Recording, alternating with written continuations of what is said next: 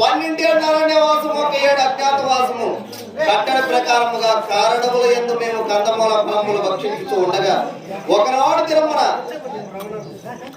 వేదవేద్య అయినటువంటి వేదవ్యాస మునీంద్రుల వారు మా చెంతకు విచ్చేసి, నాయన పండు కుమారులారా, అరణ్య అజ్ఞాతవాసములు ముగిసి ఉన్న తదుపరి అట్టి కౌరవులకు మీకు కూడా ఘోర యుద్ధం జరుగుతున్నది. ఆ యుద్ధంలో మీకు జయము చేకూరాలన్నా మీ దగ్గర తగవైనటువంటి ఆయుధములు లేవు. కాబట్టి మీలో ఒకరు ముక్కటి ఈశ్వరుడు మెప్పించి పాశుపరాస్త్రం అనే దివ్యాస్త్రాన్ని గైకుంటే మీకే జయము చేకూరుతుంది ఆయన అన్నాడు.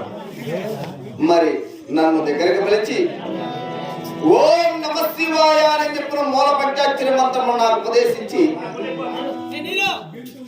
మరి ఇంద్రకీలాచల పర్వతానికి తపమాచరించమన్నాడు. మరి తాతగారు చెప్పినటువంటి వాక్య ప్రకారంగా అన్నగారి దగ్గర దీవెనలు సంగి ఇంద్రకీలాచల పర్వతం పైకి ఘోర తపమాచరించి ముక్కటి ఈశ్వరుడు మెప్పించి పాశుపదాస్త్రం అనే దివ్యాస్త్రాన్ని గైకుంటేని. అందున దేవేంద్రుల వారు నా చెంతకు విచ్చేసి, నాయన అర్జున, ఇది వరకు భూలోకమున నివసించినటువంటి మానవుల్లో ఎంత అచిరకాలంలో ముక్కంటి ఈశ్వరుడు మెప్పించడే కాకుండా కైలాసపురం నుంచి ఈ భూమికి రప్పించుడే మహాభక్తుడు గాని మహానుభావుడు గాని ఇది వరకు లేడు, ఇంకా లేబోడు, ఇంకా లేడు కూడా. కాబట్టి నీవు ఒక్కసారి దేవలోకానికి రాను ఆయన అన్నాడు. పెద్దల మాట, తండ్రి మాట, ఎరుకు ముందు మాట త్రోయపోయకూడదు గనక పెద్దల మాట శిరోధార్యముగా నుంచి నాకు తండ్రితో సమానమైనటువంటి దేవేంద్రుల వారి అయినటువంటి దేవలోకానికి వెళ్ళాను. అక్కడ దేవలోకానికి వెళ్ళగానే దేవలోకం నా పాదం మోపంగానే దేవేంద్రుడు నాకై ప్రత్యేకించి చేపించినటువంటి కిరీటమును తెచ్చి నా శిరంబు పైన పెట్టి, నేటి నుంచి నీవు కిరీటిని నామదేవు చేత వెలుగొందుతావు నాయన అన్నాడు. సంతోషపడుతుంది.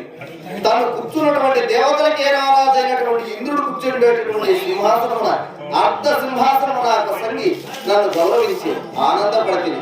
ఆ సభా మధ్యమున్న ఊర్వశి నాట్యము చేయది ఏకాంత మందిరమున నేను ఉన్న సమయమున నన్ను కరులారా కాంచి నేను ఒక్కడిగా ఉన్న సమయం నా దగ్గరకు ఇచ్చేసి, అర్జున, ఈ దేవలోకానికి ఎంతో మంది మునీశ్వరులు ఏగిస్తులు వస్తూ ఉన్నారు, పోతున్నారు.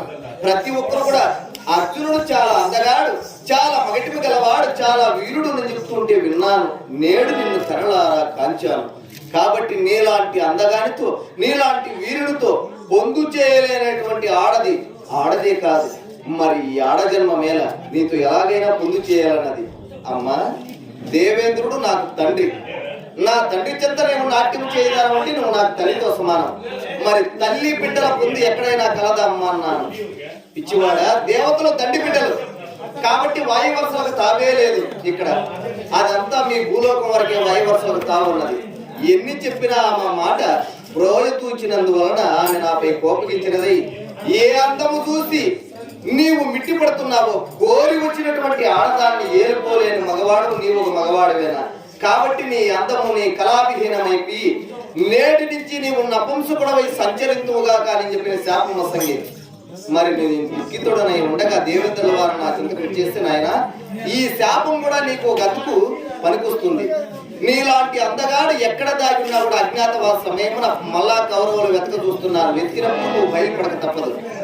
ఈ శాపము నీకు వరముగా ఇస్తున్నాను. వత్సర కాలము నీవు నీ రూపమున మాడి పేడి రూపమున సంచరించి కన్యలకు నాటపాటలు నేర్పుకుంటూ వత్సర కాలం గడిపితివేని మళ్ళా నీ యథారూపం నీకు వస్తుందని నాకు దీవెనల సంగి శాప విమోచనం తెలిపాడు. మరి ఆనాడు దేవతల చేత పొందినటువంటి శాప ప్రభావమున ఇది పోయింది.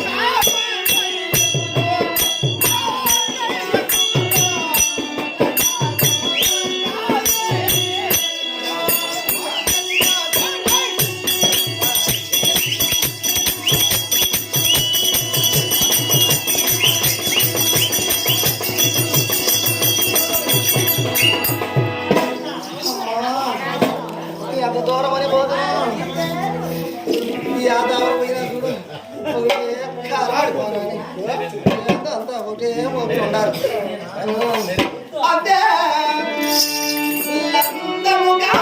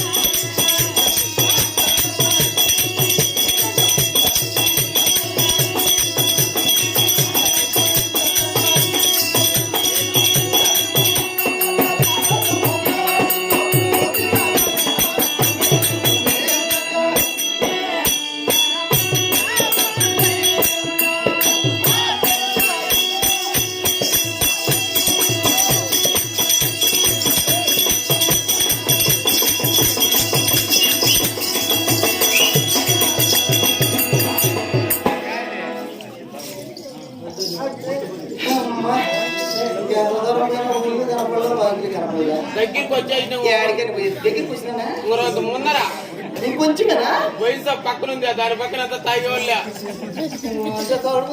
చూపిస్తాను